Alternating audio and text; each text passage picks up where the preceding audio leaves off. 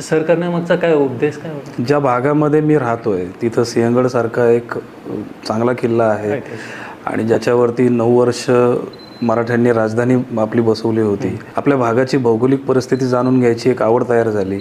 इतिहासामध्ये पहिल्यापासूनच आवड होती, परंतु पाठ्यपुस्तकामध्ये आज तर छत्रपती शिवाजी महाराजांचे 4 ओळीचंच सगळं आहे.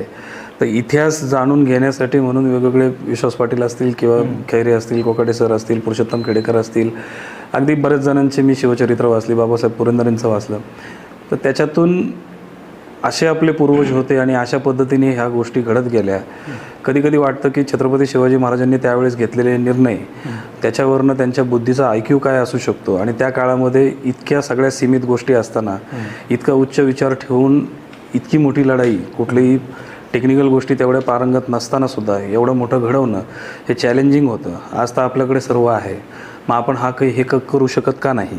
गडकिल्ले पाहिले की हे बांधला कसा असेल, हे एकावर एक दगड बुरुज रचले कसे असतील आणि या सगळ्या गोष्टीला त्यावेळेस कुठलीही यंत्रसामग्री नसताना कार्यकाल किती गेला असेल.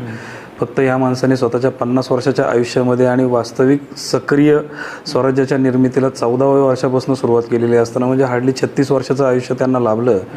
इतक्या 36 वर्षाच्या आयुष्यामध्ये ही इतके गडकिल्ले उभारले, अगदी जमिनीवरच नव्हे तर समुद्रात सुद्धा उभारले. तर एक ते कुतूहल मनामध्ये बसलं आणि त्यातून जो इतिहास आपल्यापर्यंत पोचत होता की अफजल खानाचा वध, आग्र्यावरनं सुटका, या पलीकडेही छत्रपती आहेत हे जाणून घ्यायची उत्सुकता खूप होती आणि त्या पद्धतीने वाचत गेलो. आणि काही काळापूर्वी आनंद वाटेल सांगायला की आत्ता एक 10-15 वर्षापर्यंत जे संभाजी महाराजांचं चित्र उभं राहिलं होतं की एक रंगेल असा वेगळ्या व्यक्तिमत्वाचा व्यक्ती, तो छत्रपती नावाला दाग लागून गेला, त्याचा इतिहास आज जो समोर यायला लागला आणि त्याच्यातून जे शौर्यगाथा त्यांची दिसायला लागली, त्याच्यातून एक आनंद वाटतो की माझ्यासारखेच काही तरुण ह्या इतिहासाच्या किंवा ह्या जुन्या सगळ्या पुस्तकांच्या मागे लागलेत आणि ते शोधतायत की काही ना काहीतरी आहे याच्यामध्ये वेगळे आणि खरा इतिहास लोकांसमोर आज यायला लागले. त्यामुळे चित्र बदलत चाललंय.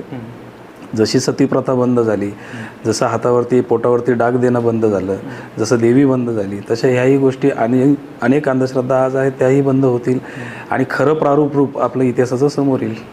त्या काळात तुम्ही किती गड किल्ले सर केलेत? जवळपास आम्ही 119 गड त्यावेळेस सर केले होते. वास्तविक मी कुठं सांगणार नाही, पण आमचा सर्वांचा मानस होता. एक 15-20 लोकांचा आमचा सगळ्या मित्रमंडळींचा ग्रुप होता. आम्हाला महाराजांचे संपूर्ण 365 किल्ले करायचे होते, परंतु व्यावसायिकीचं धकाधकीचं जीवन याच्यानंतर आम्हाला ते कंटिन्यू करता आलं नाही.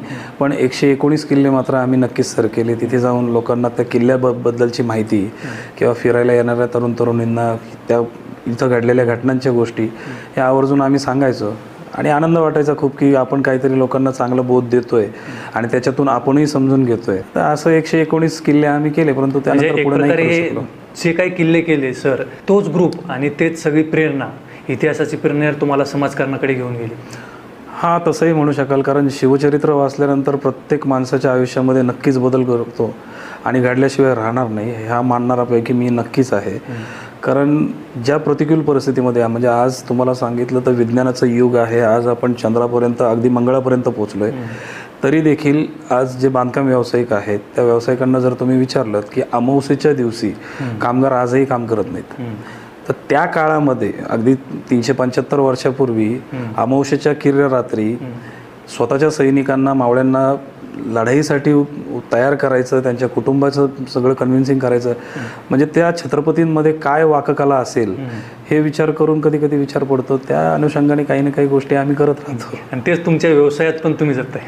हां, अगदी. कारण व्यवसाय प्रामाणिक करणं हा पहिलाच धोरण आहे. कारण हाती काहीच नव्हतं, सुरुवात शून्यापासूनच असते.